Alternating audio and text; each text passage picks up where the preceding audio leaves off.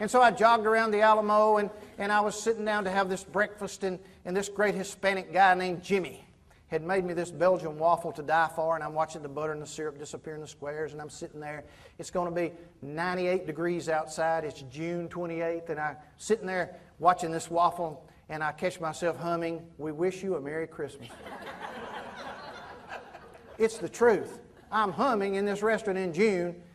Da, da, da, da, da, da, da. Have you ever had that feeling? What is wrong with you, man?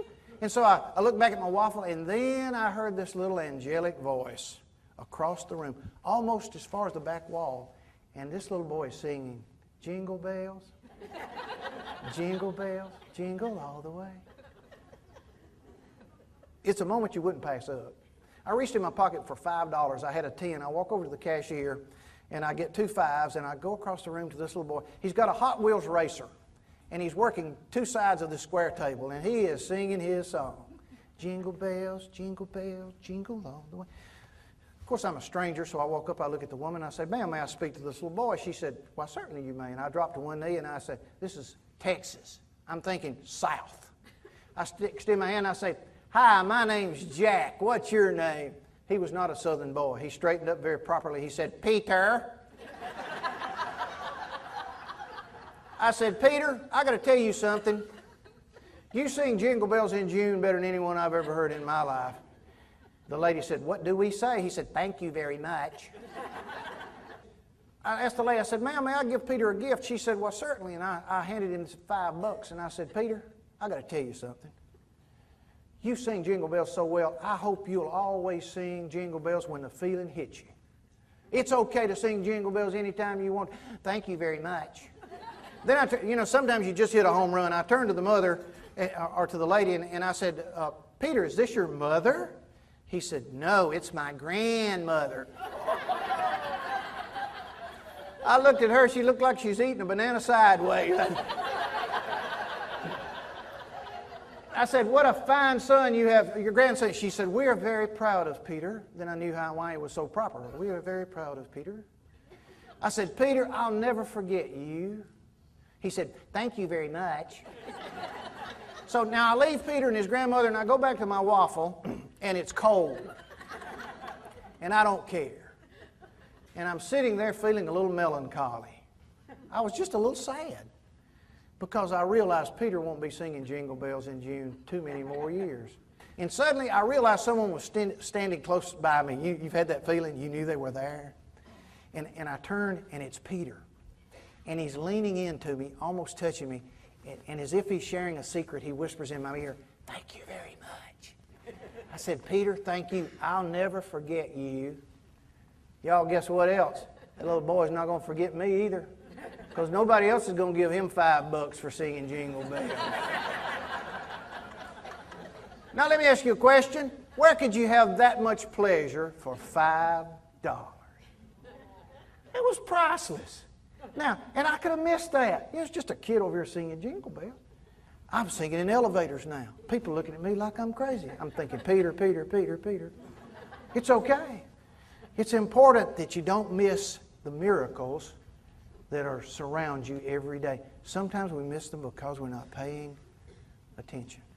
Winston Churchill in World War II, you can read this in his essays, would go to his villa in the afternoons and paint.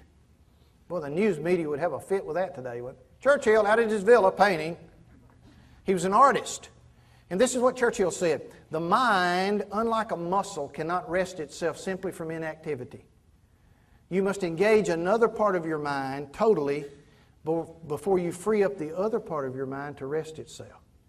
And painting, which required incredible concentration, meant that when Churchill was in front of his easel, concentrating on each stroke of the brush, during those moments he was effectively forgetting about the war.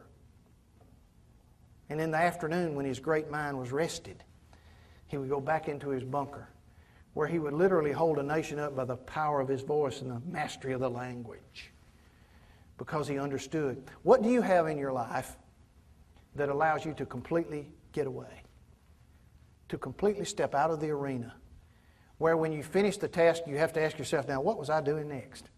That's a great feeling, when you forget where you are and then come back. I was driving up from northern Illinois not too long ago up through Joliet, getting into Chicago a little ahead of time, and I could catch an earlier flight home, which is always nice. And so I walk into the Southwest Airlines counter, and a very nice attendant standing there behind her computer, and I said, "Ma'am, do you think you could get me on an earlier flight?" And she said, "Well, I don't know, Mr. McCall, which flight are you wanting to get on?" I said, "This flight." And she said, "Well, we've got a little bit of a window to get your bags on. I don't know if we can or not." And she frowns and she types and she frowns and she types, and it wasn't looking good. And suddenly my BlackBerry vibrates, and I open it up, and it is an email from Southwest Airlines telling me my itinerary has been changed. I looked back at her and I said, "You did it." She said, "I did?" And she looked in her computer screen and said, "I did." Now here's the deal. I knew it before she knew it, and she was doing it.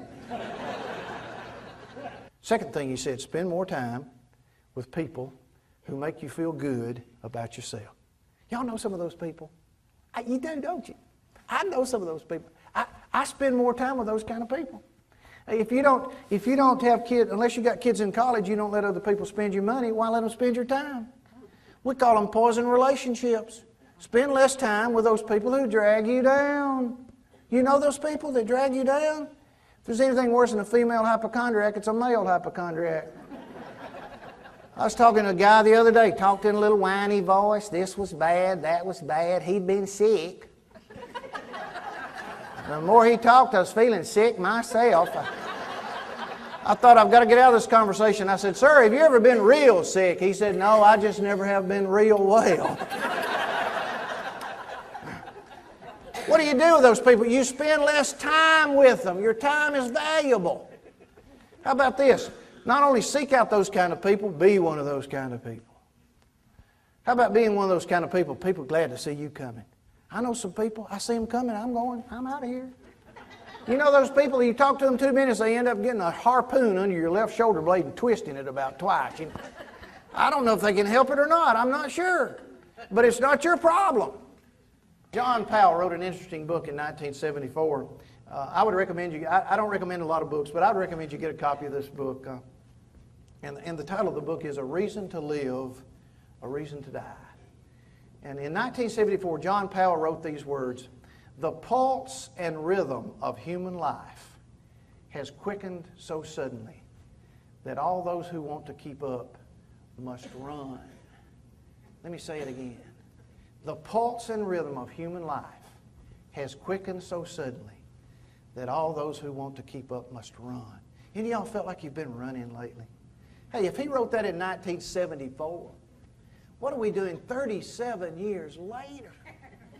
The tendency is to sprint, is it not? Y'all remember pacifiers 20 years ago? You know what I'm talking about? 20 years ago it was a very simple instrument, disc bulb handle. Have you seen the ones they have for these children now? They are grotesque. Our granddaughter's got one. The shield has a dimple in the top so it doesn't touch their little nose. And the bulb is flat on the bottom, and she's got a shoestring and a clothespin so she can pin it to her little shirt so she doesn't drop it. When our boys were small, if they dropped the pacifier on the ground, we just picked it up, licked it off, stuck it back in there. What's an immune system for? You use it or you lose it, right? A little dirt won't hurt you. He was addicted to that thing. He could make that thing turn 165 revolutions a minute. He could smile and it wouldn't slow down. An Indy car engine couldn't turn a piston faster than he could turn old choo-choo. One night we were getting him to bed. His little brother they're 16 months apart. Kathy had the baby, and I had Jay Brim, and we walked in the room. His pacifier singing in my ear. We're dressed alike. He's got on a diaper. I didn't try that. I've got on a boxer short, no shirt. He's got a diaper, no shirt. We're easing into the room, and I can hear the pacifier singing in my ear. We're skin to skin, and I lay him on the bed, and I crawl across him and drop to my stomach, look the other way. I can hear his pacifier singing, but I'm not going to look, because if you look, they laugh. If they laugh, they don't go to sleep. So I'm lying there on the side of my head looking this way, and in a minute I peek to see what he's doing. He's mimicking me. He's lying on this side of his head looking that way. Pacifier singing, he's smiling. I'm hoping he'll go to sleep, and suddenly I hear the pacifier suction break in his mouth. He's pulled it out. I don't know why. I'm not looking. I hold real still, and I almost missed it, but I felt it and I heard it as he kissed me on my left shoulder. That's what I said. Oh. I'm holding my sides to keep from laughing or crying. He's not finished. He took his fat little hand. You remember the dimples in a toddler's knuckles? He laid that fat little hand where he just kissed, and I counted he patted me tenderly 3 times. Why, if I live to be 129, I'll never forget a moment when a little boy, without saying a word, delivered a message to his dad. Dad, for whatever you've invested in me so far, here's a return on your investment. I love you too. Soft places.